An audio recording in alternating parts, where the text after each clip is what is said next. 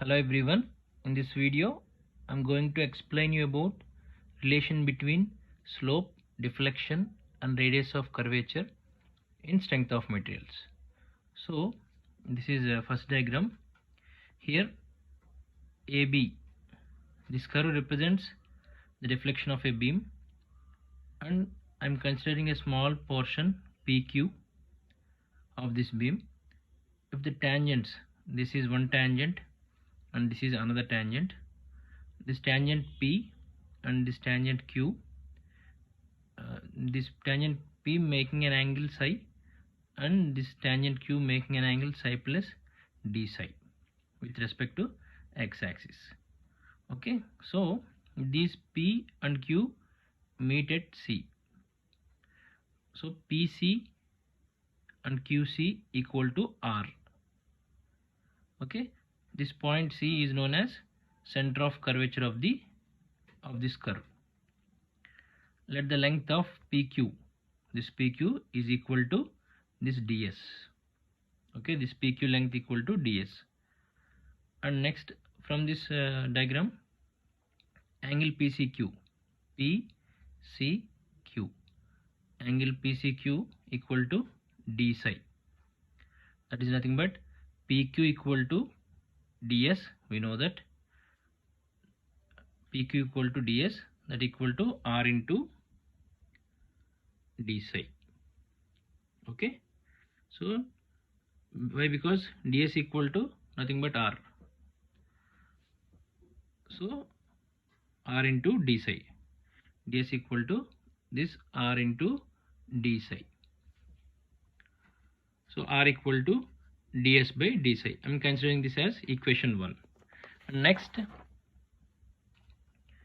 but if x and y be the coordinates of P, nothing but x and y be the coordinates of this P, then tan psi equal to dy by dx, nothing but opposite side by adjacent side, and sin psi equal to dy by ds, and cos psi equal to dx by ds. Okay, so now equation 1 can be written as, equation 1 is nothing but this one, R equal to ds by d psi. This equation written as, I am dividing both by dx, ds by dx by d psi by dx. So 1 by cos psi divided by d psi by dx. Okay, then nothing but secant psi. 1 by cos is nothing but secant, because ds by dx equal to cos psi, but here 1 by cos is here, dx by ds is cos psi, but here we are having ds by dx, that's why it becomes reciprocal. Okay, 1 by cos psi. So 1 by cos equal to secant. I am considering this as equation 2. Now we are differentiating this tan psi equal to dy by dx, this one, with respect to x. So secant square psi d psi by dx, tan psi differentiation, we will get secant square psi d psi by dx equal to d square y by dx square. And here it is multiplication.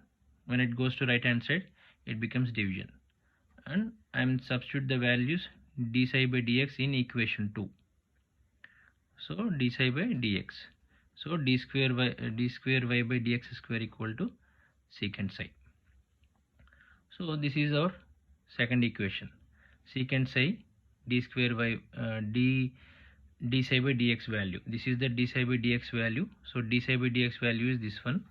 So I am substituting this value in this equation. So I wrote here. So I got secant cube psi by d square y by dx square, and I am taking reciprocal on both sides. Okay, R equal to secant cube psi by d square y by dx square. So taking reciprocal on both sides, 1 by R equal to d square y by dx square by secant square psi whole power 3 by 2, because I wrote it as the square as 3 by 2, root it as 3 by 2. Okay, so secant square psi is nothing but 1 plus tan square psi whole power 3 by 2. For a practical beam, the slope tan psi at any point is small quantity. So here for a practical beam, if we consider this is a practical one, then the tan psi is a very small quantity, so that's why I'm neglecting this value. So 1 by r equal to d square y by dx square, that is equation 3. But for the bending equation we have m by I equal to E by r, so r equal to EI by m. Okay, so after that I'm taking r equal to EI by m, so 1 by r equal to nothing but m by EI. So equating 3 and 4, this is fourth equation, and third equation is this one, 1 by r equal to d square y by dx square. So I am equating both the equations.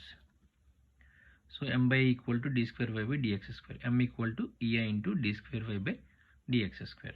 So differentiating this equation with respect to x, I got dm by dx equal to EI into d cube y by dx cube. And we know that shear force F equal to dm by dx. This is nothing but shear stress in the beam. Okay, so F equal to EI d cube y by dx cube, because dm by dx equal to F. So differentiating this equation with respect to x, we get df by dx equal to EI d power 4 y by dx power 4. So nothing but rate of the loading, W. df by dx equal to W, that is rate of the loading. So W equal to EI d power 4 y by dx is 4. And next, the relation between curvature, slope, deflection. Okay, this is our ultimate aim. So at any section is given by, so deflection is y, we know that, and slope is dy by dx, and bending moment is EI d square y by dx square, which we calculated. Okay, and next, shearing force EI d cube y by dx cube, this one shearing force, and rate of the loading EI d power 4 y by dx power 4. So these are the equations: slope, bending moment, deflection, shearing force, and rate of loading. So in the above equations we are using these units. Okay, so this is the relation between curvature, slope, and deflection. I hope you understood this. Thank you so much. Thanks for watching.